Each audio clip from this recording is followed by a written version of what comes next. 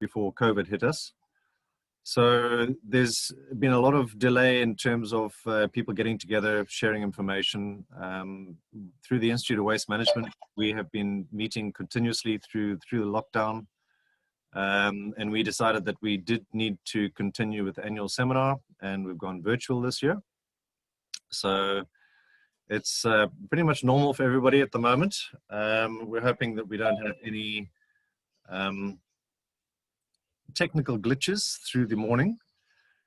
But if I could ask that anybody who is not talking, if you are muted and you have your videos off, just to save bandwidth for those who might be struggling. And additionally, what we're saying is that there's going to be quite a few people on the call. So could we please request that all questions are posted on the chat line? If any of you don't know, if you look at the bottom section, there's a little chat box option, and please post your greetings and your questions into the chat box. What that also allows us to do is to make sure that we don't have extremely long questions. We want short questions to the point, and it helps us to stop any grandstanding or any long deliberations and questions. We will try and manage it through the administration just to pick up as many questions as we can. If we can't answer your particular question, we apologize for that, but there will be a little bit of time at the end of the program, and we can try and pick up a few of those questions. So it's a good morning to everybody. And this is part of what we're coming from with the COVID issues, understanding that some of these meetings are online. Most of us in the waste industry have been at it right through level 5, level 4, level 3, level 2. So we're going to try and make sure that we share ideas and keep ourselves connected. And I look forward to that. If you have a look at the schedule, it's on the screen. This morning we have several presentations. We have Kirsten Barnes from GreenCape, Razia, Patel and Fayaaz from Waste, Darius van Niekerk from WastePlan, Alistair Green from A Green Approach, and Vusi Maduna from Superwaste. Some people are not available, so we'll be playing their presentations for them. And we've created a little video with Vusi at the end of the program. So we do need to try and keep to the time limits, and we'll start with the first one at 9:10. So I will hand over at this stage to Ellie, and if Ellie could please introduce the first speaker, Kirsten Barnes. What I might do is just after her presentation, for those people who do join in slightly later, we've had over 60 RSVPs. We only have 30 people on the call at the moment.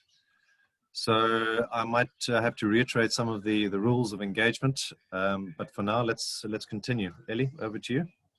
Thank you, Chris. Good morning, everybody. My name is Ellie Brandstring. I manage the recycling and waste minimization portfolio at the Institute of Waste Management in KZN, and I also work for Interwaste.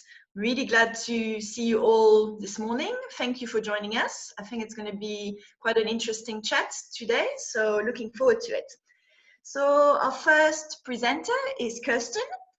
Kirsten is a senior circular economy analyst in the GreenCape Circular Economy Program with a focus on a circular plastic economy in South Africa and secondary construction materials from construction and demolition waste, and the integration of the informal and formal waste sectors in South Africa.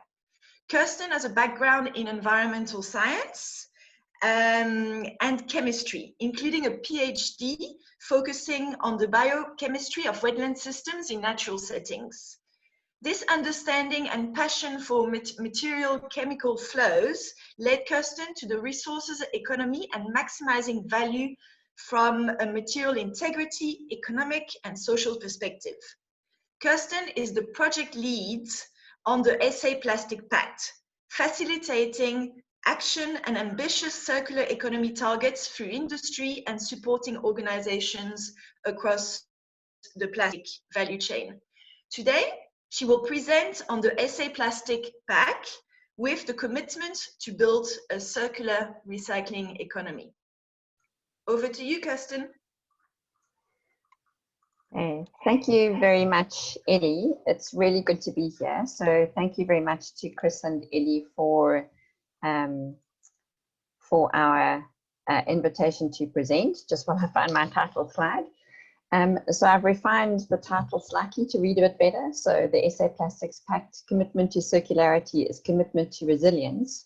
And we are going to be speaking resilience in the recycling industry. So as the SA Plastics Pact, just a brief introduction, I'll speak a bit more to this later. We're a collaborative approach to create a circular economy for plastics in South Africa. And we emphasize collaborative because I think it will be clear to everyone on the call that there's no one organization or sector that can effectively achieve the changes we need in our system to value plastics within our economy and for multiple use cycles and extraction of maximum resource value, as well as for the economic development potential. So I think it's been very clear to all of us, and the reason for our seminar today is that the COVID-19 pandemic has revealed weaknesses in many systems and structures. So we've seen weaknesses revealed globally in terms of governance and healthcare systems, but also our focus today, we've seen weaknesses revealed in terms of the way we use our materials and the current material flows in our world. So what I'm going to be doing is looking at where we are currently, and I am going to be focusing on plastics, is in terms of the predominantly linear flows we currently see through our economy for our plastic resources. I'm going to contrast that with our aim, which is a circular economy for plastics in South Africa, and then consider certain aspects of our linear system that have been highlighted as weaknesses during COVID-19, and what might be the benefits and the potential in moving towards a circular economy. So I think everyone will probably be aware of the Ellen MacArthur Foundation. They are a think and action tank driving the uptake of circular economy in many different sectors and regions. And we relate to them specifically in terms of the Plastics Pact model. And I'll speak more to that a bit later. So what you can see from this system diagram is our predominantly linear flow currently in the plastics that we produce and use and dispose. So you can see that about 98% of the plastics that are fed into a manufacturing process, a production process, are virgin feedstock and from fossil fuel sources. We produce about 78 million tons globally, annual production in terms of plastics, and 40% of that production is landfilled annually. And then if we look at a shocking 32% leaks into the environment. And this leakage has been the predominant driver for initiatives such as SA Plastics Pact globally. About 14% of the production is sent for incineration or energy recovery, with only 14% of the total collected for recycling. And of that, 4% of the total production is lost during processing. So those are contaminants, elements incompatible with that recycling process, or just purely unrecyclable elements of the material entering recycling systems.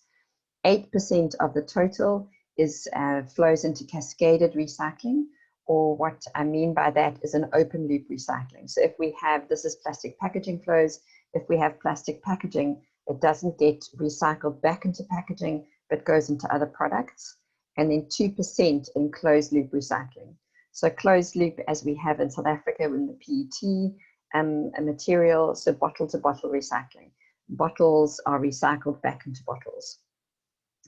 So what is the system diagram we're aiming for in terms of a circular economy for plastics? And this diagram is the main basis for the new plastics economy, which is a program within the Ellen MacArthur Foundation. And as you can see, they're emphasizing renewably sourced virgin feedstock. And we already see commitments globally in terms of certain companies, governments, and plastics pacts. There's a lot to unpack in that discussion. We're not going to go into that today. But then what we see is a design and production phase, which has multiple life cycles in mind. So the design and production is structured to extract maximum value from our resources and value those resources within our economy for job creation and economic development, and as well as for keeping those materials out of the environment. Then we see a use phase, And what is emphasized in a circular economy during a use phase is a much, I'm going to use the word tighter, a much tighter circling or circulating of materials. So within a reuse model, for example, there's the business that has produced reusable packaging retains control over that packaging. That means that there's generally geographically a much closer circulating. So it circulates within a very small geographical area, which has logistics savings. And also there's a less potential for that material to leak into the environment. We also then get an outer recycling loop. So reusable packaging would then go into a recycling loop, or packaging products that have reached end of use are designed for fewer use phases will then enter a recycling loop. And this can be open or closed loop. So open being the cascaded example that was referenced in the previous system diagram. But within a circular economy, we really want to see more and more closed loop recycling, where, as I mentioned, PET bottle to bottle and other examples. And I'll get into some more details why we emphasize that. So then if we move on from there, let's look at in terms of COVID-19 and logistics disruptions. So what you see in terms of the supply of the material, that in some cases resin and packaging, there are international and regional supply chains which were disrupted during COVID-19. Also the disruption of logistics globally, the halting of logistics globally, we saw very low oil prices, and as a result, very low virgin plastic prices, which then placed huge pressure on the recycled markets, on the recycled material markets. I don't need to go into great depth on that. This group would have experienced that. And what we saw is a weakness revealed in the way we extract, the way we source our materials. And we are emphasizing, my title slide referenced commitment twice, and we do emphasize commitment, and I'll speak to that in a while. So in terms of commitments, that we don't see huge fluctuations in prices for our materials, for our recycled materials. So if you look at the corresponding case in a circular economy, as I've mentioned, the circular economy, we emphasize a local supply. So we see a greater resilience in that system where you have a local logistics supply, which is less vulnerable to disruptions in logistics on a regional and on a global scale. And then if we move, what we've also seen during COVID-19 within the use of the consumption phase. So as you'll all be aware, we've moved globally in terms of towards very high consumption of a large range of different materials with very short lifetimes in our economy. In the name of convenience, in the name of entertainment, whatever it might be. And during COVID-19, we've seen increased consumption in this way. In some cases, due to a misperception in terms of the risks related to multiple use packaging or shopping bags, for example. So the shopping bags, if you compare single-use packaging, for example, or bags to multiple use, both are only as safe as the most recent user. So there's very simple systems that can be put in place. So we've seen increased consumption and disposal. So when you look in a world where plastic is valued, we focus on design and production to maximize resource value. So we're not looking for a very quick movement through an economy. We're not looking for a very small contact period between a consumer and their materials. We're looking to design multiple use cycles. And when we think of focus and design and the production, we also are thinking of the models in which that material is used. So, for example, there was disruption to certain reusable material models like coffee cups. So bringing your coffee cup back to a coffee shop for refill, that use has severely declined during COVID because of concerns. So when we think of the use of multiple cycles and reusable packaging, for example, health and hygiene and safety protocols are built into those business models and are considered right from the design phase. So we see systems in retail and hospitality where the health and safety concerns are built into that existing system. And that used to be the case. For example, when milk was delivered in milk bottles, glass milk bottles to your door and picked up, there was a hygiene process that ensured that there was no transmission of infectious disease, for example. And then if we move on to, again, COVID-19, single-use consumption equals increased leakage. And what we've seen globally is the increased consumption of single-use packaging items was often designed, for example, for on the go, so commuters, quick lunch at work, etc. There's increased leakage. We've also obviously had masks and gloves and the elements of plastic that we've seen increased leakage of those into the environment. And that has been an increasing concern. We're simply exacerbating the problem while so-called solving our short-term needs for safety. But as I mentioned, we can design our systems and our way our material moves to prevent transmission of disease.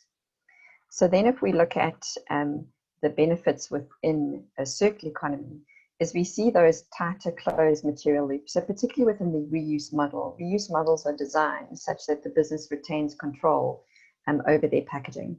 So we see that tighter closed material loops with reduced likelihood of leakage into the environment. And also if we think of commitments to recycling, and I'll speak to that a bit later in terms of our pact targets, is that we see a commitment for the circulating of recycled material in our economy. So the value placed on recycled material is there to stimulate that demand, which ensures that material is far more likely to enter that system than to be leaked into the environment. Then if we look at where our open loop markets have been affected during COVID-19. So what we've seen during supply and demand is what you find in open loop recycling markets is that your supply of material to be recycled and the demand for that recycled are disconnected in many ways.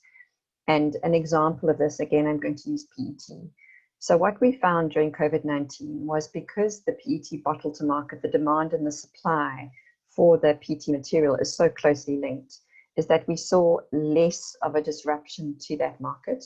And an important point here, and again, it relates to my point on commitment, is that PET beverage bottle and the bottle-to-bottle recycling is supported through an extended producer responsibility system in which producers pay EPR fees to PETCO. So that is also a subsidized system, and it talks to the producers taking responsibility for end of life and enabling that system. However, what we found in the PET fiber market is that because during hard lockdown in South Africa, there was very strict limits on the sale of clothing. So that the PET fiber market, obviously a huge proportion of that market is clothing, just about completely collapsed. So you had, although you did have some reduction in beverage bottle consumption or the beverage consumption in PET bottles, you had a huge oversupply of PET bottles and the fiber market was just not functioning.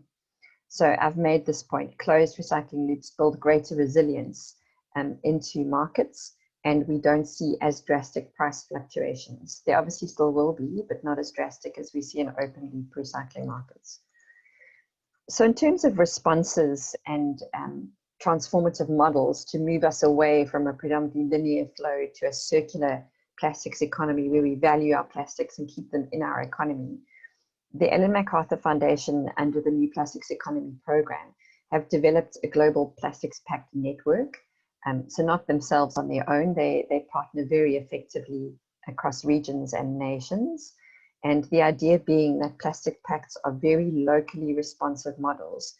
So our plastics pact intervention in South Africa is going to look different from what happens in the UK, from what happens in Netherlands, Portugal, USA, for example. So you can see there are 8 national plastics pacts globally, and we relate on a regular basis twice a month with the Global Plastics Pact Network, share insights, learning, wrestle through some difficult topics, look to align, for example, so we can compare data and track interventions to see if efficacy on a global scale or within these countries represented. We also have our first regional plastics pact of the European Economic Area. And the next regional plastics pact to launch will be the Australian New Zealand Pacific Islands Pact, or ANZPAC. And Malaysia has also recently published their intention to launch a pact. So they're both in development phase. Further exciting news in Africa, we are the first pact in Africa.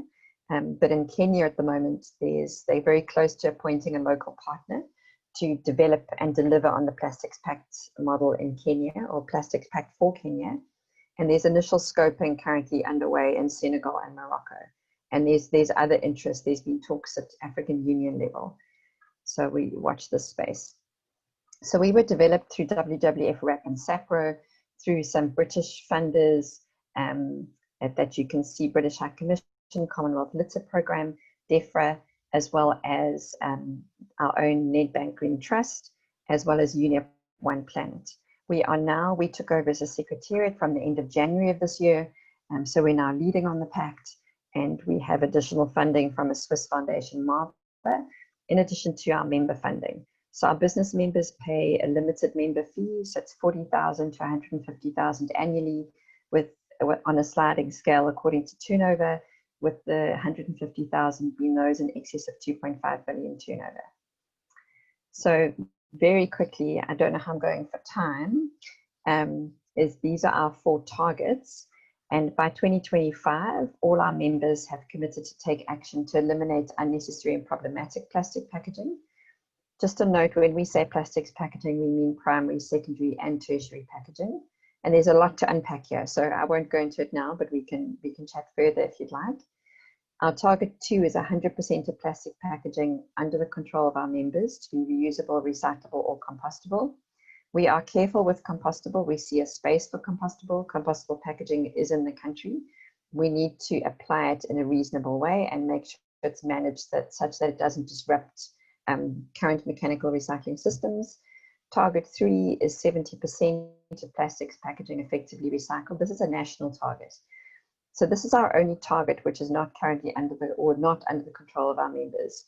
And what I love about this target is that it emphasizes our need for collaboration, and it's way beyond ourselves.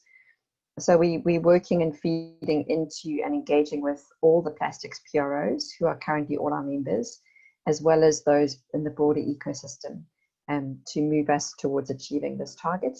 And then our target 4, again applicable to our members, is a 30% average post-consumer recycled content across all plastic packaging under our members' control, and that's an average across all members. So when I spoke about commitments, what you can see that our membership here have committed in terms of the supply of recycled material onto the market. So committed to making their packaging 100% primary, secondary, and tertiary, 100% recyclable, reusable, or compostable. So there we're committing in terms of supply from our members.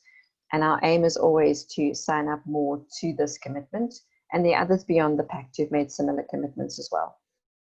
And then you can see we don't feel there's any use committing to the supply side if you're not then part of the solution on the demand side. So we're committing to inclusion of recycled content. So we're busy devising guidance for our members on what are the 5 to 10 top formats of packaging, primary, secondary, tertiary, with the largest volumes on the market and the largest potential for inclusion of PCR. And we're going to be doing the same in terms of other plastic products that will be used within our members, like trolleys, baskets, buckets, wheelie bins, that sort of thing. So giving guidance to our members where they can highlight and aim for increased recyclate within their businesses. These are our founding members, so they signed before 30th of January. These are our business members, so they handle plastic packaging at some point in their business operations. I won't go into details, but you'll see converters, brand owners, retailers, and hospitality in this group. These are our founding supporting members, so these members don't pay a fee, but they're very key within the landscape to enable us to achieve our targets as an SA Plastics Pact, and are key players to move us nationally towards a circular economy for plastics. So we have a number of different supporting members. These are our members who've signed up since launch. So you can see we've added converters, brand owners, recyclers, a converter including a huge proportion of recycled plastic into their pallets. And then our new supporting members are the African Reclaimers Organization and the African Circular Economy Network, both of whom are very active in our action groups and providing really good insights. I won't have time to go into our journey, I don't think, but just to say we have publicly agreed published targets. We are committed to reporting and being accountable according to those targets. we aim for a collaboration and alignment on our messaging to business and consumers and the broader environment to really drive a circular economy for plastics. And we emphasize collective action. This is not something that we can achieve on our own. And we have a presentation on the 8th of October on the Breaking the Plastic Wave report, which emphasizes just that and is an excellent modeling of how do we turn off the tap on plastic pollution and how do we maximize the resource value of our plastics globally. And that's me. Thank you so much.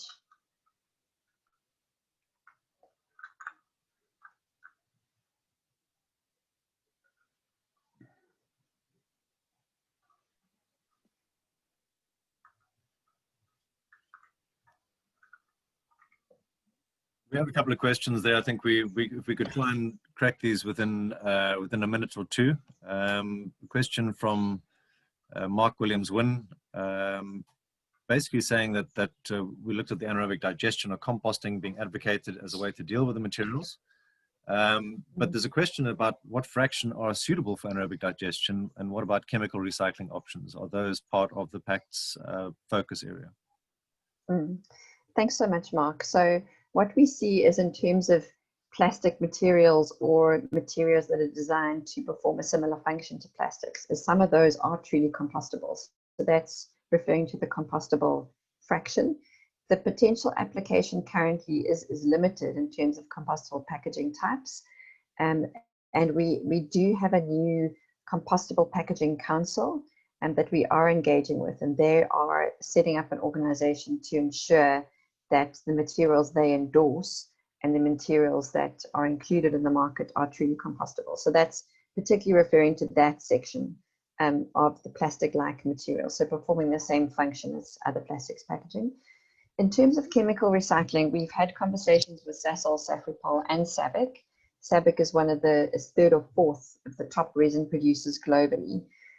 All reference chemical recycling, and SABIC is the first to actually have an option in collaboration with Unilever on the market in terms of their Magnum tub. It is a very expensive process compared to traditional recycling. All have it on their radar, so all are involved in R&D in terms of chemical recycling.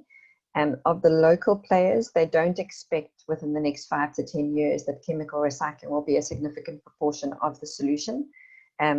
So you'll find some early adopters like Unilever in collaboration with SABIC that have decided to invest and to test the market, but it's very early days, and it's a minute fraction of the recycling stream currently, and of the, even less so obviously of the feedstock into plastic products.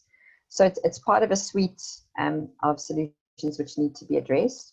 Also, some LCAs, obviously there's difference. You've got to be careful with life cycle analyses because it depends on how you define your boundary and allocate the impacts. But some LCAs have come up with the result that chemical recycling is a more impactful approach than if we just focused on the mechanical recycling options. And then we have LCAs that say the exact opposite. So there's a lot of work to be done in the space. But yeah, it's definitely something we need to keep our eye on and to engage. Great.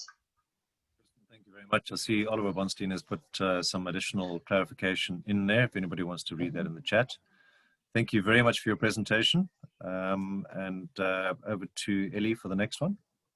Thank you, Chris. So our next presentation is from WastePlan. WastePlan is a total waste management company and recycling depot in Ladysmiths.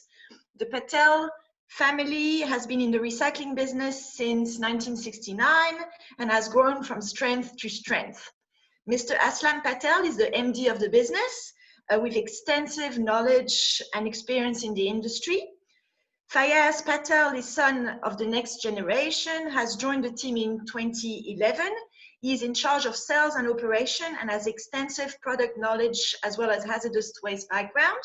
Razia Patel is involved in finance and marketing and been in the industry as well for 15 years.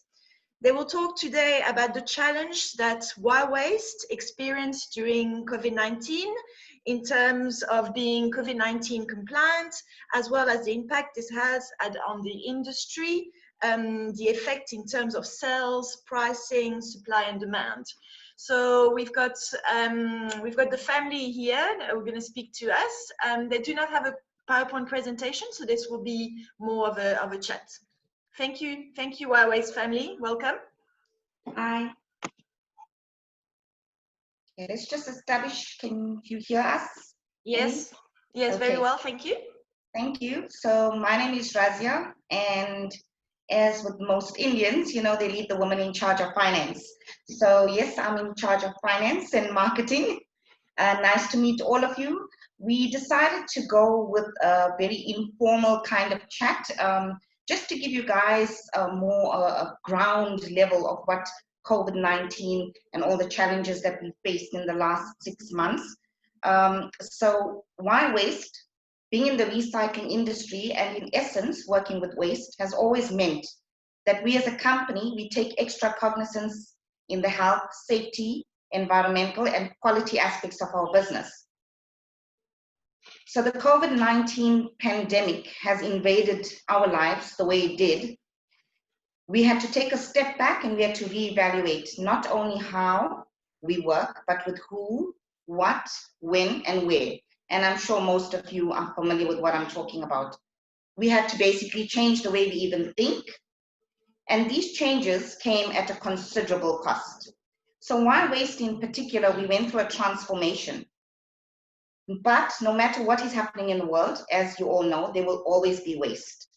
And we, not only as a family, but as a company, we are passionate about recycling. So we rolled up our sleeves and we made some changes, the new normal.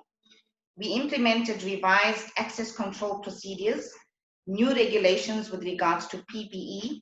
We started regular deep cleansing of the site, vehicles, equipment. We installed sanitizer stations throughout our site. There was a lot of extensive staff education and training. We put up new signage throughout our depot. And all these mandatory requirements had to be implemented before we actually opened properly for business in May of this year. This was quite challenging in terms of financial planning as we were not generating enough of an income to take on these extra overheads and expenses. But then again, we were always, even in lockdown, we were servicing our essential services clients, so we were not completely closed, as sadly that was the case for many businesses throughout the world. So our mindset was half a loaf of bread is better than none. So we, our employees, and every person alive during this difficult time, I think, was just relieved to be operational. The three of us at Why Waste had to think fast. Strategic planning in terms of staffing and routes and applications were made for payment holidays, for example, for some financial relief. Luckily, we own the property from which we operate, so that was a major relief in terms of financial obligations. But we rode the storm and we overcame. The gents will discuss more about the products itself, how pricing was affected, how supply and demand changed during the pandemic. But before I hand them over to you, I have to add that all was not doom and gloom for us. It was during lockdown, we used that quiet time to analyze our systems and our operations. We did some market research and we were able to identify some of the challenges, the opportunities, many gaps were identified, and we used that time to reanalyze a lot of our systems. And we have come back with a bang. And having said all of that, I have Aslam with me and Fayaaz, and they will take over. Hi everyone, thank you for having us today. I must thank Chris and Ellie for welcoming us to this forum. Okay, basically, although essential service providers like supermarkets were open, at least 70%, I think, of recyclables could not reach us due to the generators of such recyclables being closed. So like a lot of factories and processors and whatnot were all closed during the lockdown period. Waste pickers also were not allowed to operate. We had to adjust in the form of cutting down on labor, expenses, not only in business, but also in our private lives, as nobody was certain as they could survive such a pandemic. Once this fear had been realized and hit home, it was time to overcome the situation, both mentally and in business. Why Waste had to restructure its operations on how recyclables could be sorted, baled, transported using as little staff and hands as possible. This made us wiser and smarter, and we are still using the same procedures as we did during level 1. Sorry, in level 1 that we were using in level 5. The recyclables that quarantine residents put in the bin was and is more positively related to the current pandemic than they might have thought. Once that material left their homes and came to us, it became part of a global supply chain that depends on recyclables to meet the demand of manufacturers making these common products. With the surge in demand, especially in the toilet paper and paper good industry, as well as those that make cardboard boxes used in online businesses and packaging, needed more post-consumer material like that processed at WastePlan. This was needed to create the supply for grocery stores, essential businesses, hospitals, and more. Not only are we an essential service during this time, but it's also critical that facilities such as ours stay operational to help meet the needs of the mills that need our fiber material, who in turn fulfill the needs of many South African consumers. WastePlan taking precautions like social distancing, wearing the essential COVID PPE, washing hands frequently so that we can remain operational. Fortunately, we haven't had a positive COVID-19 case to date, and we urge our communities, essential businesses, and residents to continue recycling. I'll now turn it over to my dad, Aslam, and he can talk about the implications on supply and demand and how that affected us. Good morning, everyone. Hope all you guys are well. Yeah, COVID-19. What a bang. What a difference in our world. Yeah, all I can say is it was, for our business, it was actually something good. I'll tell you what, guys, why. It gave us time to sit down, think, and see, and look at the way forward. We also had a lot of stock on hand. This gave us a chance to basically get all that stock built, check our stock levels, etc. And in this time, we realized that there was a problem with the stock levels. What I mean by that is that what we are buying in and what we had in stock did not tally up. Why am I saying this? We, as buyers of recyclables, mostly from waste pickers, etc., we have realized that there was a problem in the system. We then looked at stock levels and we saw it was not balancing up, and then saw that people, unfortunately, are quite clever in the way that they sell to us. For example, when they sell PET bottles to us, they were adding some water to those bottles, putting the lids on in the middle of the bags, and that was increasing the weights. We also found that many waste pickers come with the 1-ton bags, those are the big high bags, and in there are quite a lot of bricks, sand, stone, etc. And we realized at the end of the day, once we did the stock take, that we had lost almost 20%. Basically, we brought in 20% of rubbish. And that had set us back. But now it's made us much more cleverer. And when we look at our buying, etc., we make sure that we try and empty most of the bags to make sure that we're not buying any rubbish, to say, yeah. And yeah, so that was a big eye-opener for our company. 20% of buying absolutely rubbish put big strains on our business. And we are actually now operating much more better, and our profit margins are a little bit higher. Well, basically making more money at the moment. On the plastic sides, we've realized that there's a shortage in the market. Lots of plastic producers are now phoning us and increasing prices. That's good for us. Paper prices have gone through the roof, and cardboard prices as well. Unfortunately, we've got to be very, very careful as to who we sell to, because there are people out there in the market, who give you all these promises, and when it comes to time to pay, we don't really get our money. So we've got to be very, very careful. And this is where we need some guidance as to make sure that we sell to the right people. Thank you. Okay, guys, so that basically wraps up some of the challenges that we faced and, you know, what COVID-19, the implications of COVID-19 has been for a small company like ours. You know, if there's any questions, any suggestions, or anybody that's curious about how a small business operates, we are here. Just to add that we are agents for companies like Consol and Impact, for example. So, you know, we're really trying to make a difference in the KZN Northern Natal region. Thank you. Thanks, Evie. Thank you very much. I've got a question regarding the glass recycling. Did you find that you received much less glass during the period because of the ban on alcohol? Yes, definitely, Ellie. In fact, we actually stopped bringing in glass because there's no glass to bring in.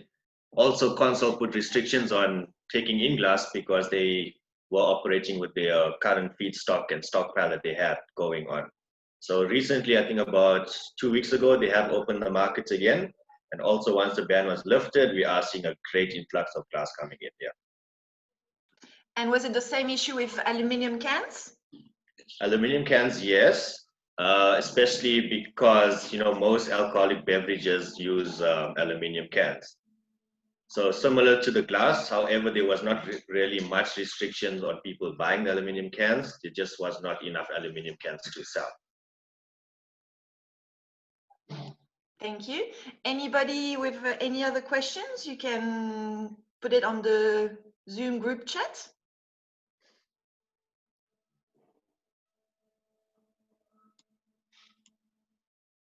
You mentioned that the cardboard market has reopened.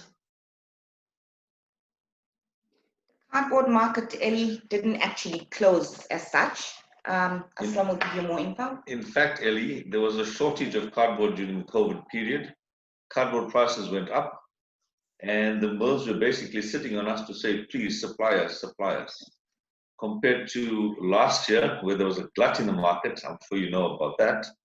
COVID time, they were looking for the cardboard high and low. Unfortunately, we didn't have much to supply because we were just picking up from supermarkets. That's it. Yeah. Are you also in the market of reusable boxes? Yes, we are. Did you find that there were issues with selling the boxes because most of the textile companies were closed? Absolutely went flat, Ellie. Absolutely flat. So basically, we had no buyers for the reusable boxes at that time. Okay, we experienced the same issue, so I just wanted to find out if you also had that issue. Yeah. Okay, great. Thank you. Anybody with any other questions? I can't see any questions on the chat, Ellie. Perhaps we can move on with the next one, and thank you to the Patel family. Thank you very much. Very interesting. Thanks for having us. Thank you. Thank you, Ellie. Thank you so much. Cheers. Okay, so our next speaker is Darius. He's been working for WastePlan for 6 years. He started in the Gauteng division in 2015. He moved to KZN in 2018 as an operations manager for the KZN recycling division. He trades recyclables on a daily basis and experienced hands-on the impact of COVID-19 on the recycling industry.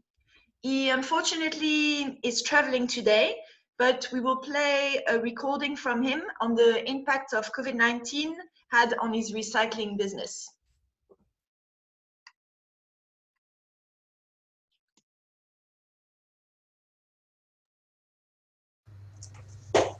Good day, everybody.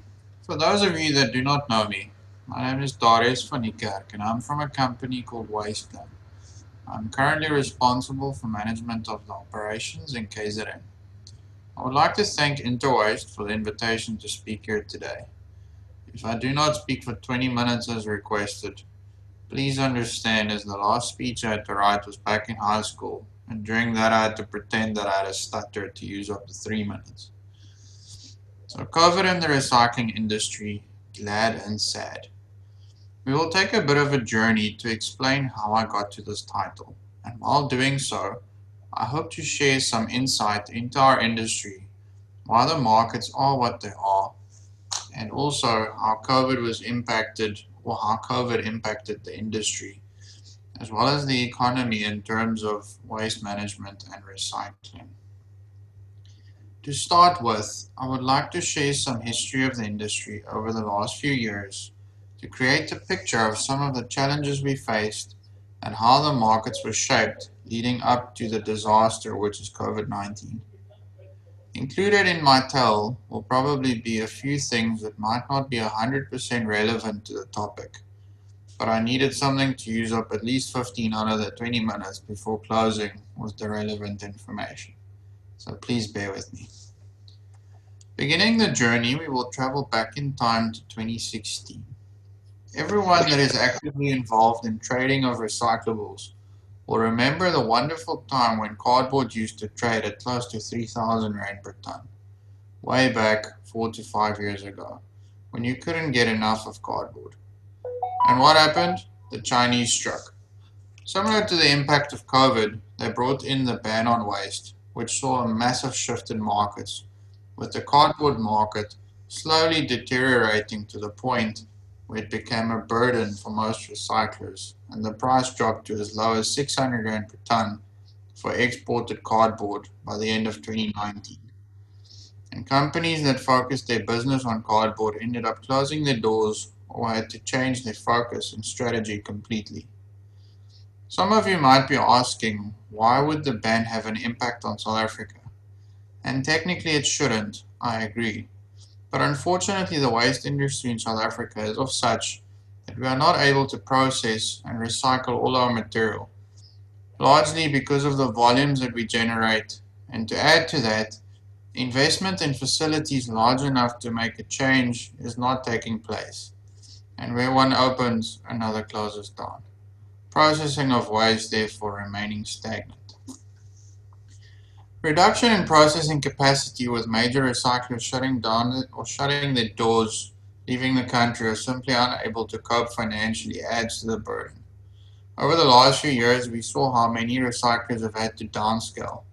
One big knock to the industry, for example, was that of Transpaco that closed down their plant in Elandsfontein and late 2019 further downscaling. These two decisions alone left well over 1,000 tons of LD in the market every month, which traders had to find a new home for, or alternatively send it to the landfill.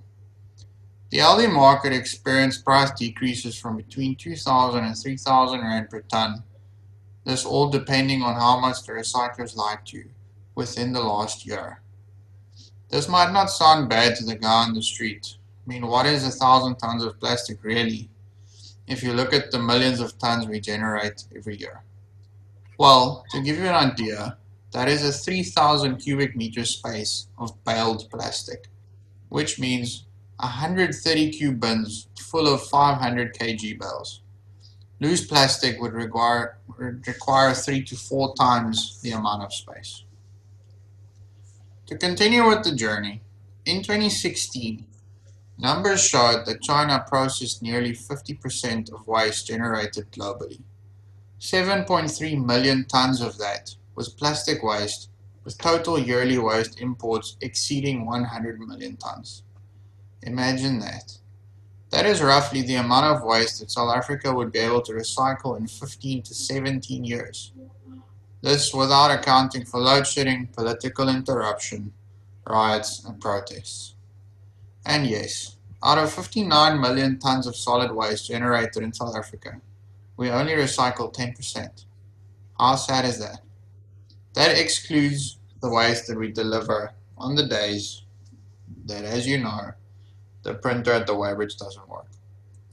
Another market that was quite badly impacted by the Chinese ban was that of PET. That had a price reduction of 3,000 Rand a ton in a couple of months. All the things I'm mentioning here might sound like a bunch of blabber just to waste your time and use up my 20 minutes. Now, partially that is true, but I would like you to consider the following. If you're homeless, you don't have a job to go to in the morning, and your daily meal is paid for by collecting cool drink bottles, milk bottles, and cardboard from the dustbins in the neighborhood, where people shout at you for leaving a mess behind or let their dogs out to chase after you. If you have to push that trolley up and down hills and valleys to the nearest recycler and your income for 100 kilogram of PET goes from 300 Rand to 100 Rand in a 6-month period, would that not turn your attention away from PET, for example, to something that has more value or pays off a bit more, such as alu cans? With the floods we recently had in Durban and all the bottles that were washed up in the harbour, we saw how much waste is being left in the streets and not being collected. Now, this is not an attack on plastic recyclers. While it is sad to see how the reduction in price affects volumes recycled, I do also understand the industry and the cost involved in processing the material. So reduction in prices are something we need to get used to with. The evolving of the world we live in, and companies being pressured to cut costs and implement savings in every way possible. Moving on from 2016 to a time more recent, late 2019 to early 2020. White paper, which is a commonly used product for tissue paper, toilet paper in other words. Now, I thought for sure that this is one product that would never see a tough day. People are increasing by the day, and the requirement for toilet paper surely keeps on increasing. So to me it made sense. Until late 2019, early 2020, when the HL1 market started trending downwards, and my favorite product became a problem. Even with our relationships with local and international mills, this didn't help us out of trouble. We sat with our product, and I was afraid to buy any HL1 out of fear of not having an offtake for it. And then taking you to a period that South Africa and the rest of the world will dread for decades to come. March 2020. COVID-19 surged globally, and the borders of each country started closing.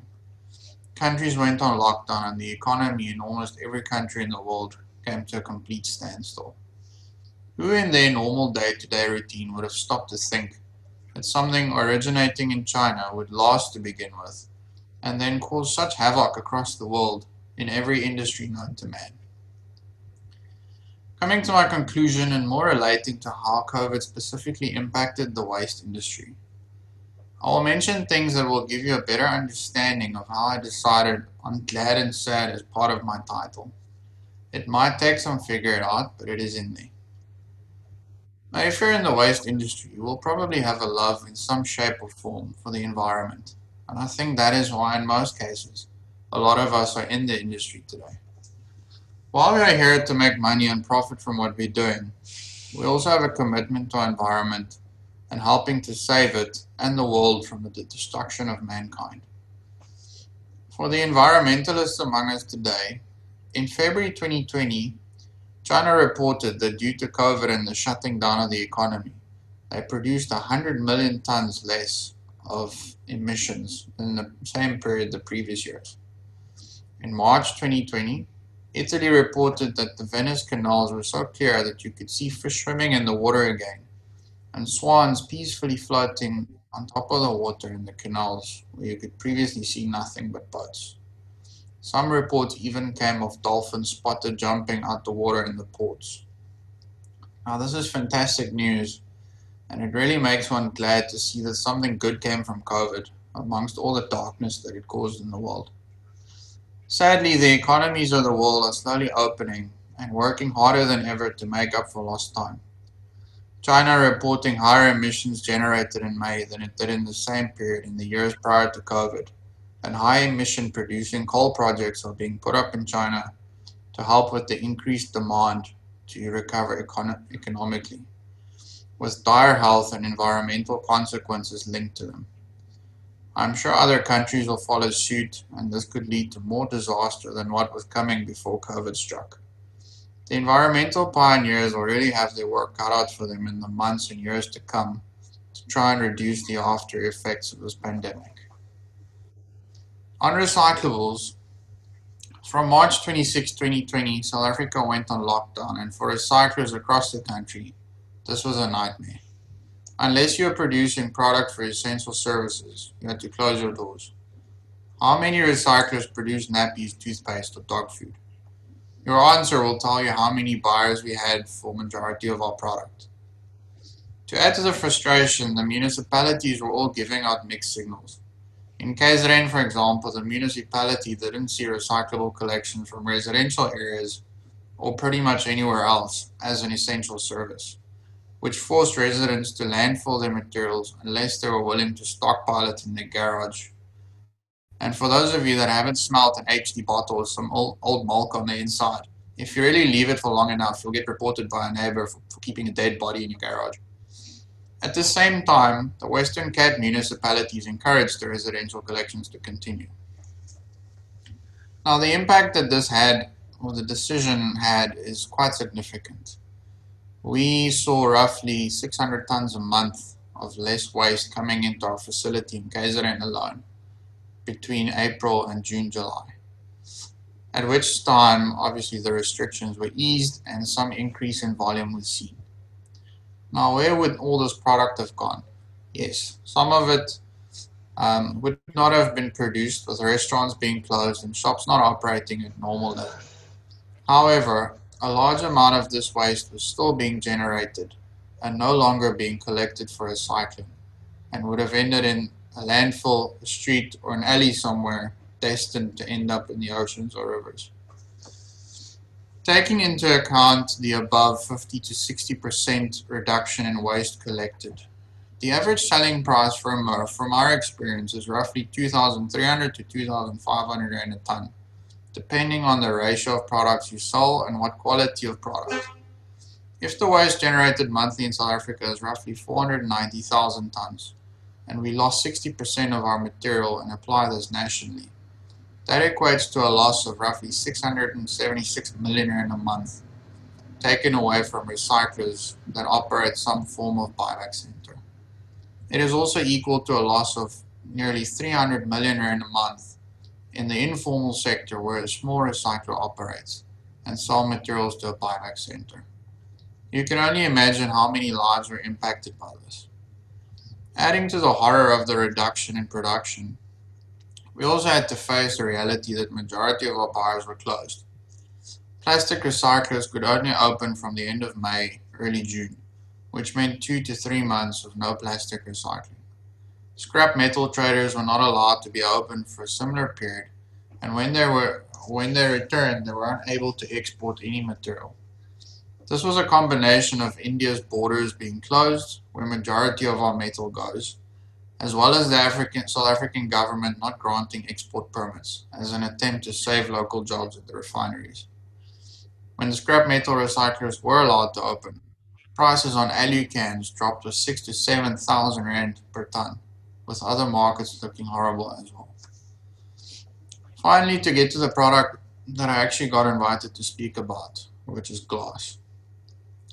Annually, South Africa generates roughly 3.1 million tons of glass. This is roughly 2.1 billion Rand annually to recyclers. At the end of March 2020, due to the lockdown and predominantly the ban on alcohol sales, all glass deliveries to the major glass recyclers were stopped. This placed quite a bit of strain locally, with the generation of glass waste continuing and nowhere to take it. This with no end of lockdown in sight. There was a very hopeless breeze blowing for small recyclers. Taking into account the annual volume generated, this would have caused a total of 180 million Rand a month removed from the South African glass recycling market. Alcohol sales were lifted for a short period of time and operations slowly went back to normal, until it was closed again and we were sent back to square one. In closing, after months of darkness and very challenging times, the recycling industry is slowly coming back to life, with some very positive effects of COVID. Market prices for most products are higher than what they were prior to COVID, and a long-awaited stabilization of the cardboard market has finally happened, with a reduction in supply and increased demand during COVID. Toilet paper purchases during the early weeks of lockdown led to massive demand for white paper, and although the price didn't increase, we were all very happy to see this product having a demand again. COVID-19 is a terrible thing. The effects will probably be felt for decades to come, with economies that might never recover in certain countries. For the waste industry, the really sad part is that iconic waste management companies and recyclers in certain areas might never be seen again, and we will really miss them. While we don't always want to admit it, we each play a role in the industry, and I see that daily as we work with our rivals to provide services, find solutions for products, and make a difference together in diverting waste from landfill. Companies that survived COVID have learned how to adapt and change their ways of operations to accommodate this type of situation in the future. Along with this, markets have really recovered well, and we see opportunity for newcomers, and for the old strong standing companies, this can only mean more growth and stability. I would like to thank you for allowing me to speak here today. While I'm not a Les Brown or a Steve Harvey, I hope that I have said something in the last few minutes that will have a lasting impact. If you have any questions, please feel free to send me a direct email and I will gladly come back to you. Goodbye.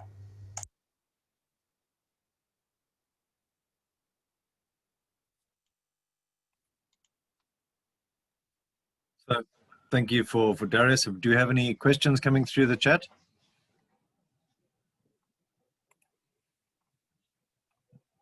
I don't see any.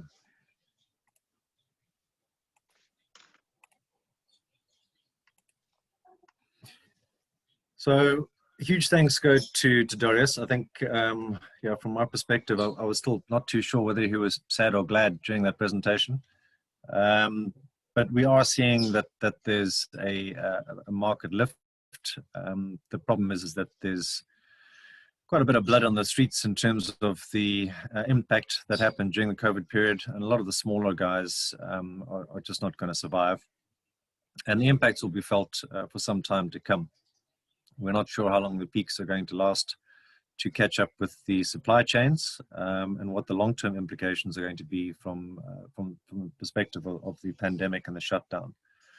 Hopefully, we can all work towards developing these markets and continuing, and we're seeing that there's quite a lot of initiative from national government to drive the waste economy, and hopefully they'll be able to see the opportunities for that. As there's no questions, Ellie, would you like to introduce Alistair? Yes, thank you, Chris. Thank you, Darius. I think it was a very interesting chat about how the markets were affected and how it's improving. Okay, great. Our next speaker is Alistair. Alistair studied at Rhodes University in Grahamstown and completed his studies with a Master's of Science degree in aquaculture. He has been involved in the environmental field since graduating, which has included hydroponics, water and wastewater treatment, and most recently recycling. He has been involved in the recycling industry for the past 6 years.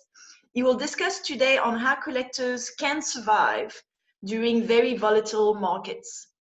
Thank you, Alistair. Morning, Ellie. Morning, Chris. Thanks very much for the opportunity to speak. What I have done is slightly changed my presentation just to sort of cover some of maybe the trends that emerged during lockdown. So sort of the peaks and troughs. Just to give a brief overview of what I'm going to cover, basically some of the trends that were emerging prior to COVID, some of the trends that were picked up during the lockdown, and as I'm sure all of you had a lot of time on your hands to look at where the markets were going, world developments. So just some of the developments that happened during COVID and where to from here. So prior to COVID, we were recovering from sort of very dark days in the paper and cardboard markets, which Darius kind of alluded to. And this has largely been driven by a historical sort of battle between local mills and export prices, which is predominantly driven by international demand as well as rand-dollar exchange. And I think we really saw this come to the fore at the end of last year, where export wasn't really an option due to low market conditions, and everyone expected the local paper mill market to pick up the glut in the market. And it actually led to a situation where paper and cardboard were sitting on the streets. And I think that's something that we're going to have to learn from going forward.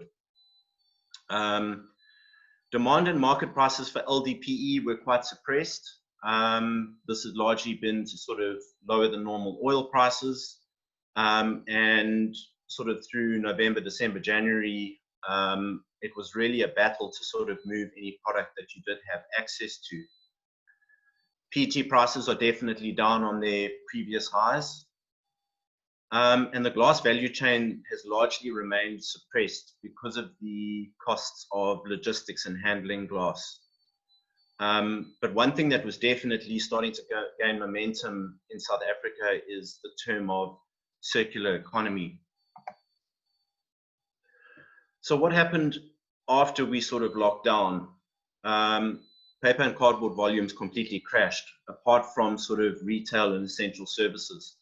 So huge volumes that traditionally would come in from large manufacturing clients or the car manufacturing sort of industry fell away completely. During this time, you still had requirement from essential services for food or health packaging, and the local mills therefore started to phone around looking for increased volumes. But at the same time, you've got an export market that's in recovery, and you've got a very weak rand-dollar exchange rate. So this sort of led to a situation where local mills needed product to keep the local economy going, but your exporters were obviously offering very favorable rates on the export market. And it sort of becomes a trade-off on creating income or creating jobs. And I'll cover this a little bit more further in my presentation. And the plastics market completely sort of went dormant. Apart from your packaging industry, the problem is that the packaging industry then obviously creates waste, and a lot of that waste does not go back into the packaging industry. A lot of it is made to make different products, as Kirsten alluded to in her presentation. So there was a situation where these sort of waste volumes started piling up. Alistair, do you have Yes. are you sharing your presentation? Sorry? Yes, I am. Is it not coming through? No, sorry. Oh, Jesus. Let me try again. Thank you.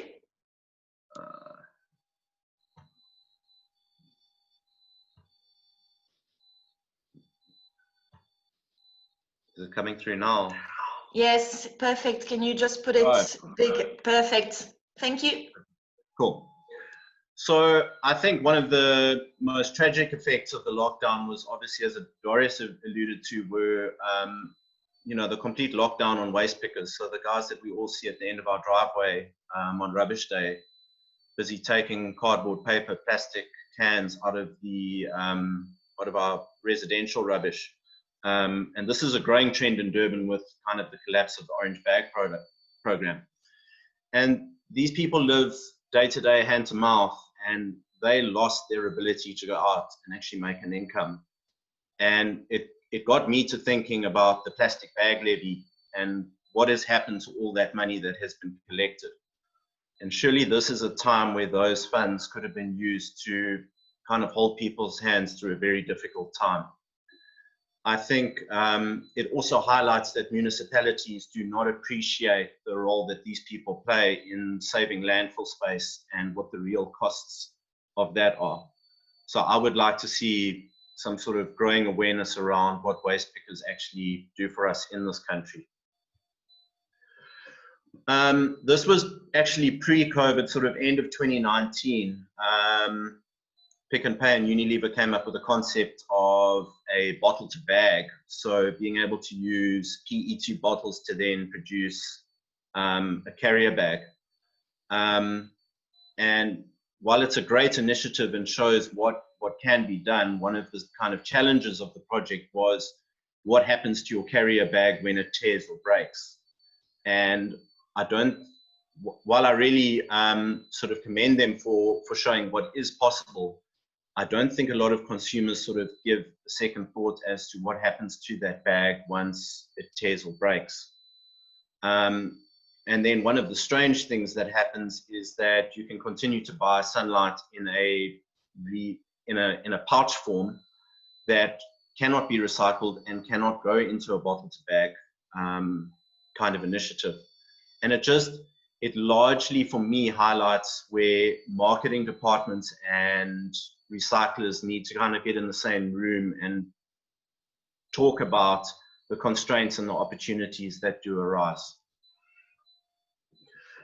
This, I think, was a key one that emerged during lockdown. Clover, for some very strange reason, decided to change the color of their milk bottle from white to blue. It received quite a huge social media backlash. And the picture on the right highlights how quickly it took for those blue bottles to start sort of being picked up in riverbeds or on beaches. And this again just spoke to marketing departments maybe not being aware of the recycling value chain or where the value actually lies. Another thing that they actually did was they dropped the product size of the bottle from 2 liters to 1.5 liters, which also really received quite a bit of attention. Quite interestingly, they've stuck with their guns and they've continued with these blue bottles. Maybe we should have got the EFF to go and sort of protest the way they did around clicks. This was a great initiative that's sort of going to gain momentum post-lockdown. Is Coca-Cola did a trial program in the Eastern Cape, where as kids growing up, you could only buy your Coke in a glass bottle, and it was returnable for a deposit. Well, you'll now be able to buy your Coke and other Coca-Cola products in a returnable PET bottle. I believe they'll give you R9 off the purchase of your next bottle when you do go in. I think one constraint of this project is that retailers are going to have to find space to store these empty bottles before obviously the Coca-Cola logistics department can pick them up. And they're obviously going to have to find quite sort of secure storage, because there's going to be quite a lot of value attached to these bottles. This is definitely an emerging trend that started sort of towards the end of 2019, early into 2020. We've seen a lot of retailers starting to ditch their brightly colored polystyrene or plastic packaging and switching to either a molded fiber or a cardboard packaging. I think it's a great step in the right direction, but I think a lot of the food packaging companies have a way to go. This was another great concept that I came across. CHEP and Pick n Pay have partnered on a new sort of pallet packaging system. So traditionally, that pallet would have been offloaded at a store with a whole bunch of shrink wrap around it. It now comes packaged in a cardboard sleeve, and actually looks quite good on display in the retail sector. This is another interesting trend that I'm following quite closely. I believe Unilever are going to be trialing it in South Africa. So this is actually a mobile dispensing unit. So you will be able to take your empty detergent bottle to a mobile vendor who will come past on a tuk-tuk or a truck, and you will actually buy your product at a discounted rate because obviously you're providing your own packaging. I think this has amazing opportunities for the South African consumer market, particularly in rural areas where I think it could be partnered with recycling initiatives. So maybe kind of a reverse vending system where people could exchange detergent bottles in weight for detergents out of a mobile vending unit. So I think that'll be quite an exciting development. So where to from here? I think there's definitely going to be a growing demand for molded fiber, and I think we'll see a lot of companies switching from plastics or polystyrene to molded fiber. I think we've definitely got to formalize our waste picking market and give them the credibility that is due to them, and make sure that they can also survive the volatility in the market prices that we've seen. Kirsten would have sort of touched on this, and I think it's great to see what they're doing. We've got to incentivize the use of recycled plastics, and I think we've actually got to control the price of virgin plastics. Because what happens is with the peaks and troughs is as soon as oil prices come down, your converters switch back to virgin products, and that actually ends up hurting the collectors and the recyclers. I think our fiber market needs to find a happy medium between local offtake and export. So here again, I touch on on looking at local jobs versus the income that can be generated from the product, and situations where either the export market's riding high and our local mills are battling to secure product, or export markets are suppressed and everyone runs back to the mills looking for a solution as to where to go. And then finally, I think just marketing and branding departments need to embrace recycling and circular economy models. But I think that'll have to largely be driven through legislation. Thanks very much.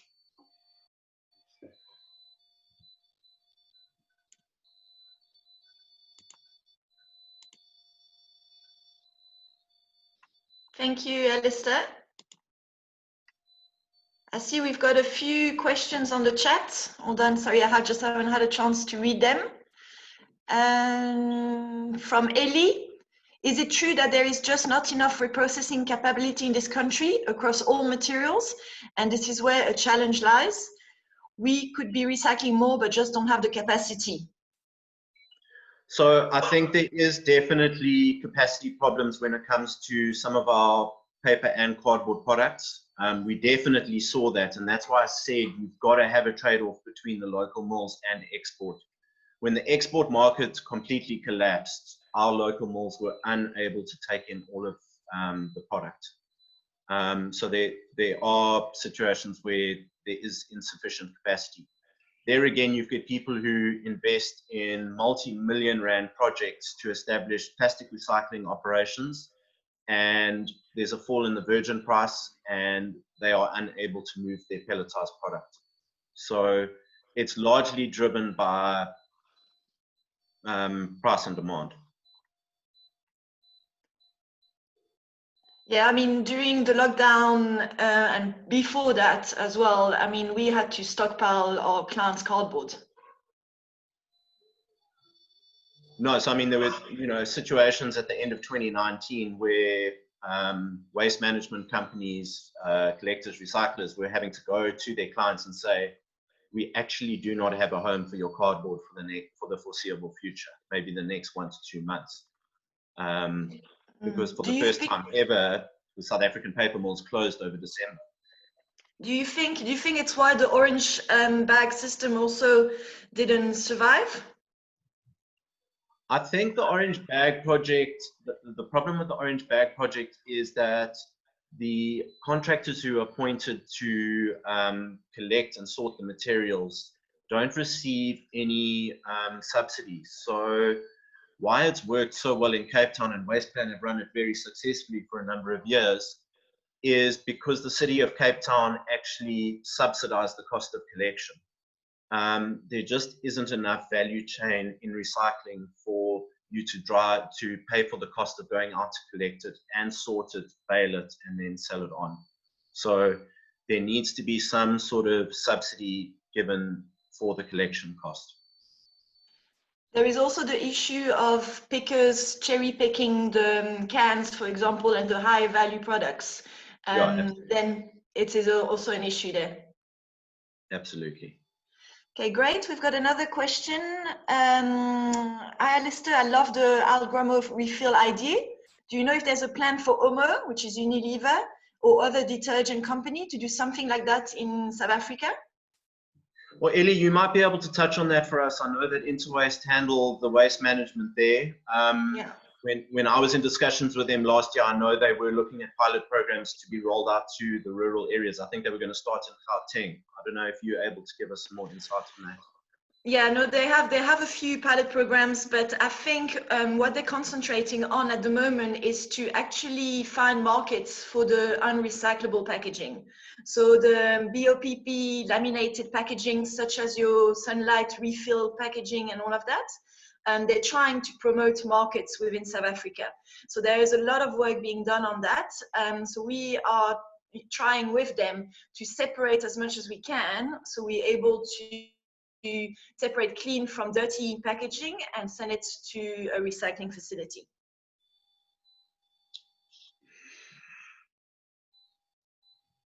Yeah, so for it example, does look like it's something that Unilever are going to be trialing.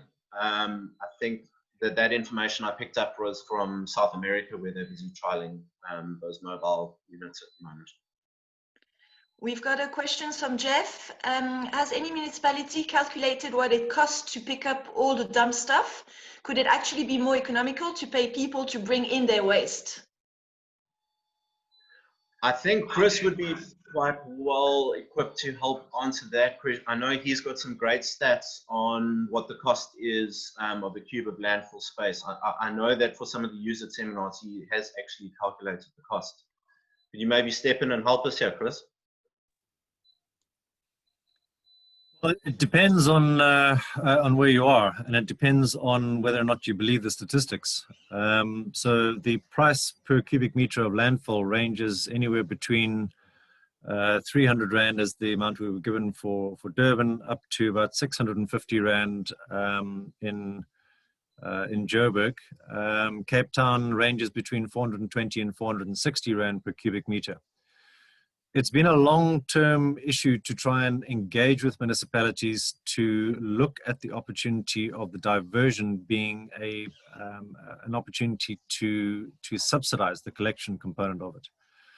The issue comes down to the simple fact that municipalities don't seem to see the opportunity of the landfill diversion as a saving. They only see a saving if they've spent the money and they haven't had to use it.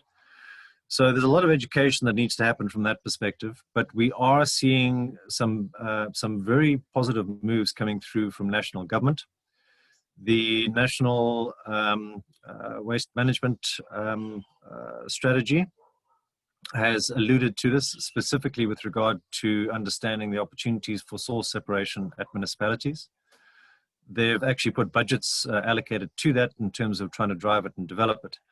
The issue has got to be to understand the impacts both from the governmental perspective as well as the new applications with regards to the Section 18 requirements that have been stipulated by the Minister with regards to the extended producer responsibility applications. Ideally, EPR should underpin the value of the waste to subsidize the collection components of it. I think anyone in this room will know that logistics is the killer of recycling, and moving materials anywhere is the biggest cost. But it is an issue. We understand realistic value. If we look at the work that's been done by some key people, the CSIR, Professor Hera van Blotnitz, looking at the realistic costs of landfill, those are really the numbers we need to add into this. And that realistically, we're looking at between 1,600 and 1,700 Rand per cubic meter. The issue we face in this country is in trying to implement that is to ensure that we have the infrastructure in place, which I think Sarah Alson has alluded to as well, where we are able to cope with that material and have markets for that material. The issue would be that implementing higher landfill tipping fees and providing incentives for people to look at recycling could result in a huge amount of fly tipping and illegal dumping. So it's complicated. And it's a bit of a cart before the horse. We need to understand that we've got to invest heavily in the infrastructure to manage and process the materials. And I think another question came up about the circular economy perspective. Yes, we do need to internalize our application in terms of the vertical integration of value with all of our waste streams. So there's a lot to think about, and I think we've got a long way to go.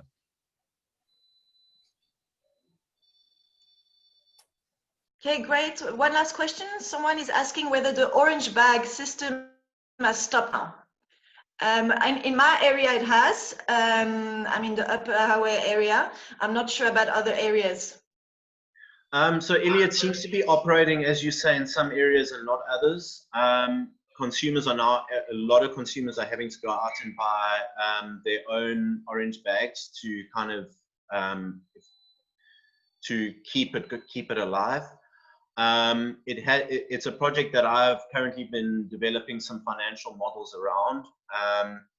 And what has been really interesting from the market research I've done is that people are very happy to go into a Pick n Pay or ShopRite and spend 70, 80 Rand on a roll of blue garden refuse bags to have their garden refuse taken away. But as soon as you say to them, pay 70 or 80 Rand to buy a roll of recycling bags, there just doesn't seem to be the same kind of interest.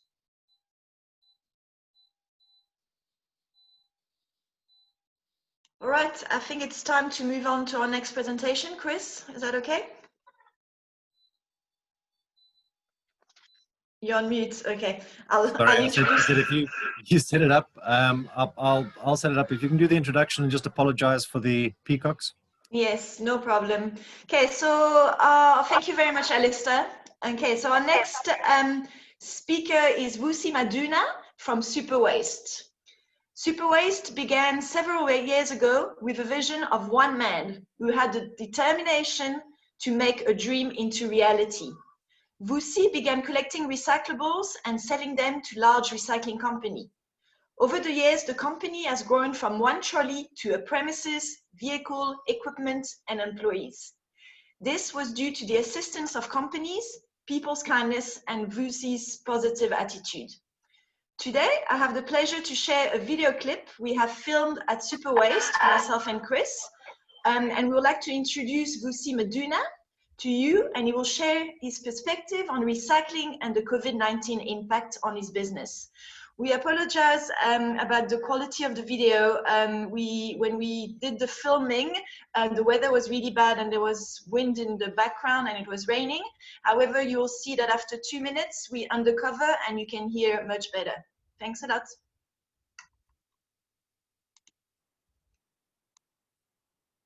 Ladies and gentlemen, welcome to Superwaste Recycling. I'm Vusi Maduna. I'm the driver of the ship. We do at Superwaste. Hope you like the show. All our green bags that we collect from communities such as in Kwazi, Eden, Palm here. This is our primary stage where we sort all the recyclables, we categorize it, and then it then go for sorting. This is our primary sorting area. Your glass, your aluminum cans, your plastic, your HD. This is our first sorting station. So when all the green bags they come in, this is where we then place them and then we sort them. Okay. And this is our second stage of waste where we buy back. This is where our buyback, mini buyback sensor. We then, if the waste come in, we wait for the go-goes, and this is our pile list, what we pay for. And then from here, we then take it to other divide. We take it to each place. We're positioning it for shipment. Here, this is our baling zone, our baling station. So from the sorting, all then come here. As you can see, we got your K4 here. It's been baled 100% K4. As you can see here, our HD, our Tetra pack, so our polyprop bag. So what we then sort from that side, it then come here, and then we then group it, and then so out, and then we stockpile.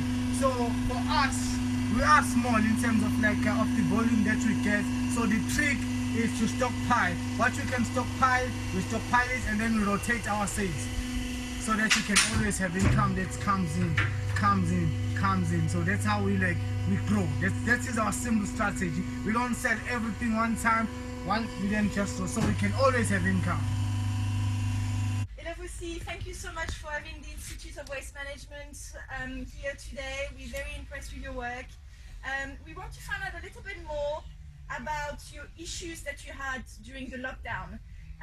How many months were you off? How did it affect you? Did your staff not come to work? Can you tell us a little bit more about it? The biggest challenge with the lockdown was the fact that we had to cease our operation. So when you cease your operation, you have no income that is going to come in. So that's what the biggest challenge, because we couldn't generate any revenue from the business. It's just like we got that asset that can't work. So that was the biggest thing that really, and then for you as an employer, for me as an employer, and as well for my employees as well, that was the biggest challenge. But the moment that we moved to stage 4, that's when things started to change. It started to change. So yeah. Which community do you collect from around? Which is your main community? The biggest community that really supplies us with their good material, I'll say, is in Kwazi community. and then they've been consistent. They've been growing the volume that they give Superwaste. Even they are backing for Superwaste, so it's been fantastic. And we also have Together Mouth. It's just like it's a chain reaction. People, they just going with the flow and supporting us, and then they're giving us volumes. You were mentioning earlier on to me that the community actually kept the recycling during lockdown. Is that true? Yes, that's true. In fact, that was the most like powerful thing. In fact, like it was one of credit to the Zingwazi community for that, because we would have easily lost that to the landfill side. But then they kept it. They took initiative to keep it for us, and that was more like they were keeping cash for us. And how did they know that you were going to reopen, or how do you think it happened? I won't lie. In fact, I didn't really communicate with the Zingwazi community, but it was an initiative which I believe it came from the Retail Association. Thanks, Fayaaz. Yes, We've got a beautiful peacock here for taking part of our conversation on recycling. Thank you. Excellent. Also, did any company assist you financially during the lockdown? Yes. And credit to Console, there was some incentive that came in from Console unaware of, and then they were just, for instance, I think, if I'm not mistaken, I think for 3 months, there was just a payment that came in, because I had to investigate with the bank, because we weren't operating, so like, I was astonished to receive income. I found, where is this money coming from? And only to find it came from Console Plus, and thank you for that. You were not allowed to sell any recyclables. Yes. So did you stockpile as well a lot on site? In fact, because it's one of our tricks, that's how we survive. Before the lockdown, we had some stock. So when we moved to stage 4, we had things that's been bulked that we could easily sell out, and then start to generate some revenue, and then so we can also pay the people we owe as well. So that's how. Great, thank you very much. And then the biggest advantage for Superwaste is that we don't have bigger expensive overhead, and that's like that has been like superior, because even during the lockdown we didn't have a heavy load on our shoulder, because we're trying to minimize our expenses as possible, so that the profit that we make, it can help us to go forward as a company. How many staff do you have permanently? I have 3 permanent staff, and then from time to time we get up to maybe 4 more will come in part-time to help us with the volume to manage the site. And how many assets? You can see you have a baler here. I saw your bakkie and a trailer. Yes. Is there any other assets that you have? Yes, to be quite honest, there is other assets that have been owned that came from all this. In fact, that came from K4, that came from Console Plus.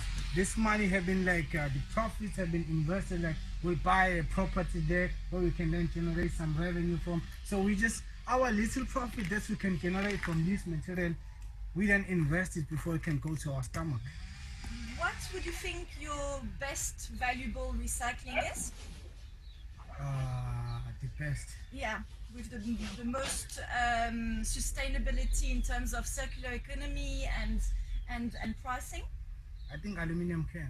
Aluminium cans. I think aluminium cans. And where do you currently send them to? Currently, we have stopped selling aluminium cans because we want to try to sell it directly to Console. But before we were selling, to Hulamin. Yes. My apologies. Hulamin. To Hulamin. But before, when we started, we were taking all our aluminium cans to collect a can. Okay. So. Interesting one, PET. Have you had any troubles with your, I see you've got brown PET there and green PET.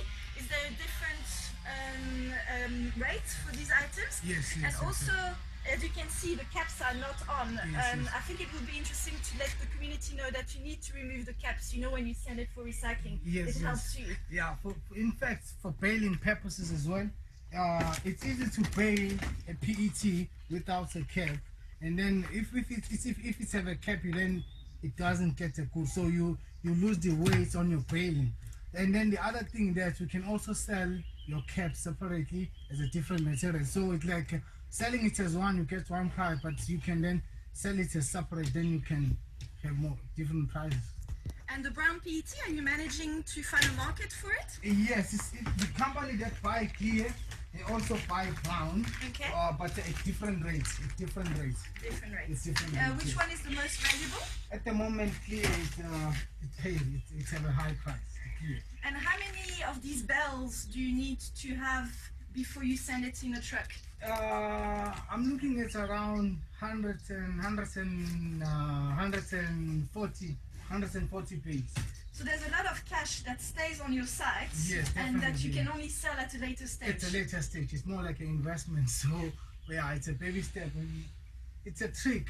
And your Tetra Pak, have you found it easily recyclable recently? It's impacted by our Tetra Pak. It will not generate high value of it, but 1 cent is better than nothing, because I get them 1 cent in 10 years, I can make it can become 1 rand. So that's the whole idea behind it. Excellent, Vusi. Thank you so much. As I said earlier on, that's how we separate our glass. What we can get more value, we then sell it. We then sell it to get more value, capitalize on that. This is SAP bottles. So the beer bottles, we get more value. If we crush it a kilo, it won't make any money. But taking it as it is, we then get more value. So what currently we do, we then exchange this for credit to for other benefits. So yeah.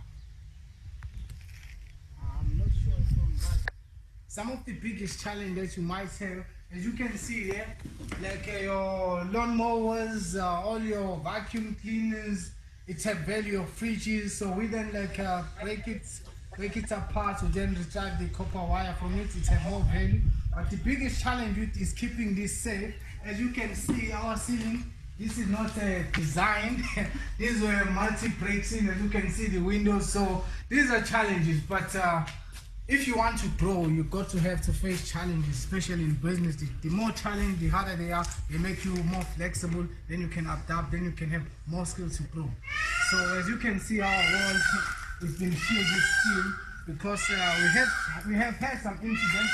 They come in with a 16-pound hammer, lock the ventilator, go through it, and then collect things. But it makes you a better businessman. I mean, even the surfer at sea, you want the biggest wave because you want to test the skill. So the harder the game, the more challenges, the better you become. And as I have mentioned earlier on, ladies and gentlemen, that's we crash console, and then we keep what we can have more value out of it. These are distilled refund bottles, and these one have the highest value. Because if you can imagine you sorting on a green bag, you get this 2 rand in your bank account. 2 rand in your bank account. 2 rand is a capital you now have a capital, you have a seed. So people, they always say it's tough to start business, so I'm going to get a capital, but Vusi will get a 2 rand capital from just a distant bottle. And this is the stock of our aluminum can. As you can see, it then crushed, compressed using your 4-pound hammer.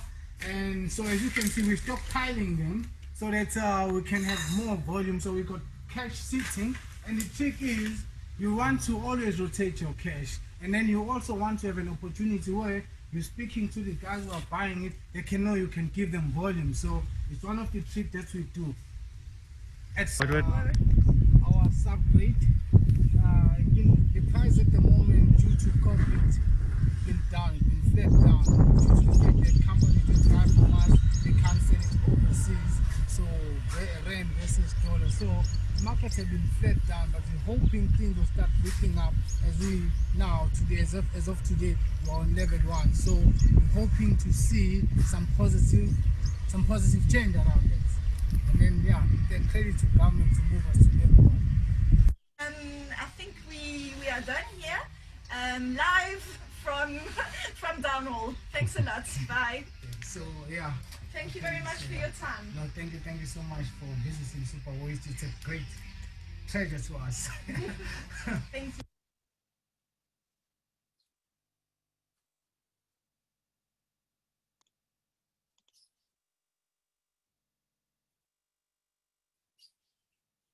Thank you, Vusi. Thank you very much for having us that day. It was very interesting, and it's nice to see how local recyclers are actually managing to handle all of the different recyclables.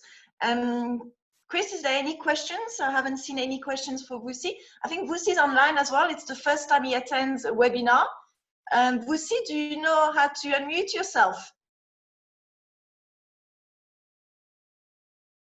Maybe I'll teach him another day.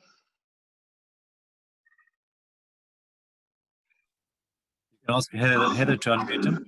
There he is. Hello, Vusi.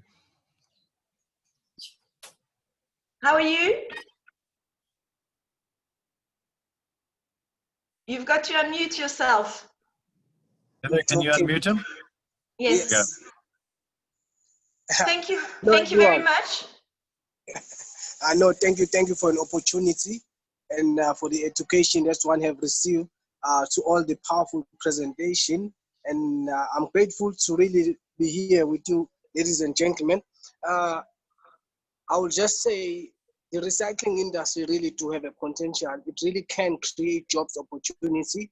And then I just wish and hope that the municipalities can be on board. Because if the municipalities can really be on board, the landfills can be really be on board, then we can really see the true green economy. Because there's a lot of potential recyclable material that end up in a landfill site, and that is money being wasted. In fact, we're throwing money away. Vusi, we've got a question. Okay. Yes. We've got a question for you. Do you own the site or do you rent it? I rent it. It's a biggest.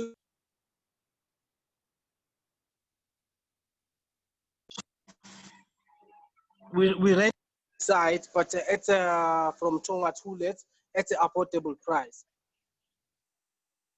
Okay. Any other questions for Vusi?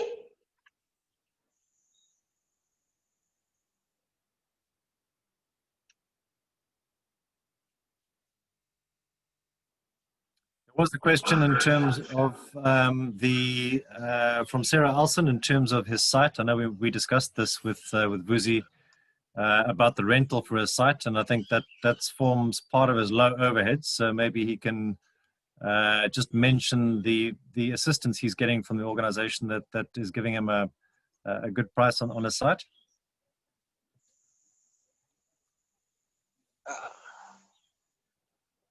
Credit to Tonga Tulet. The sites belong to Tonga Tulet, so credit to the Tonga Tulet. We're renting the sites at a really affordable price, so we cover our cost. Another question is, do you have a regular pickup from companies? Do you pick up from other companies? Unfortunately, we pick up a lot from farmers, not really. And then the tunnel mill has closed down. That was Tonga Tulet we were servicing, the tunnel mill. We don't really have too many companies that we provide the service. So so far we have residential, like Zinkwazi community where we service. So we are looking for companies where we can get massive volume that can really give us, more volumes for more growth.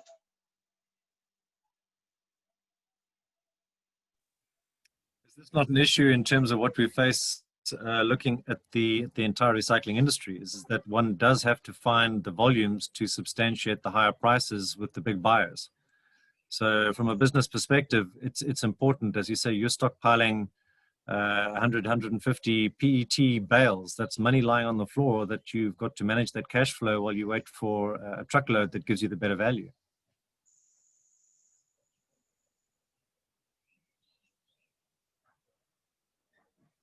So it's certainly something we need to keep in consideration. That's where we also need to look at the support through municipalities. They need to understand the dynamics of recycling. They need to understand that it's not as simple as every corner area can become a recycling facility.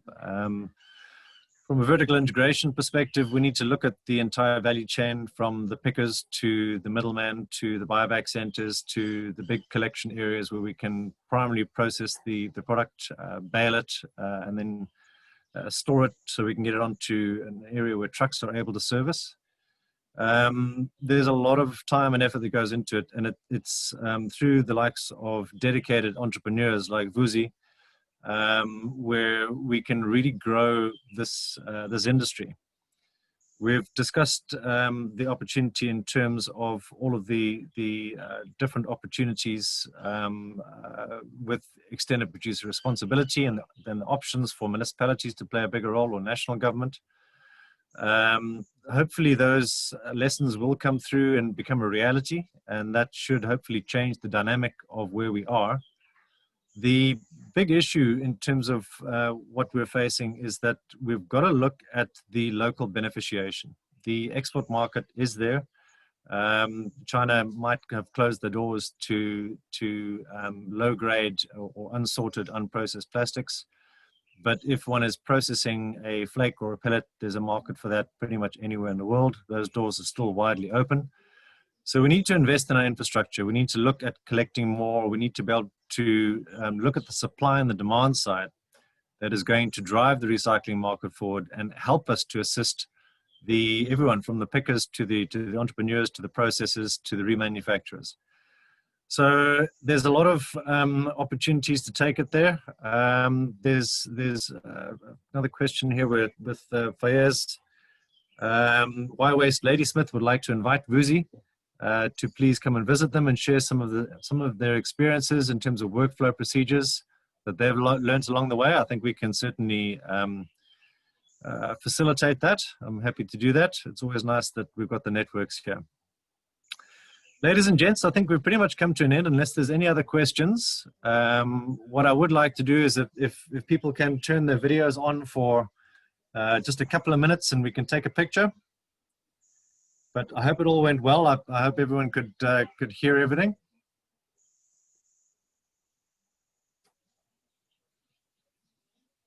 Fantastic. Nice to see everyone. I really miss the face-to-face stuff. Miss you guys all terribly. Hopefully things will change soon and we can all sit around a table again and have a cup of tea. But those days will come. But just really nice to see everybody. Fortunately, nobody I can see in their pajamas except for maybe Bev Fowles. Okay, everybody please smile. Let's see if we can take a photo.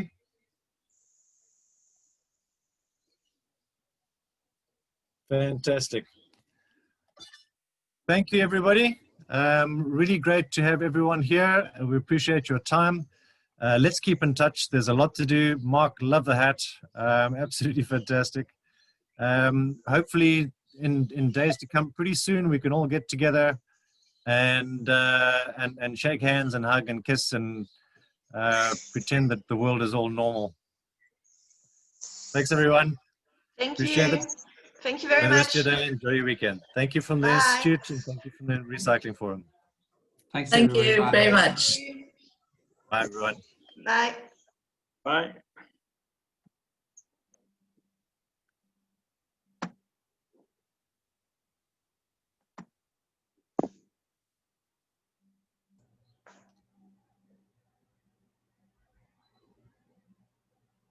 Thanks, Chris. Thanks, Ellie. Great presentation. Very nice.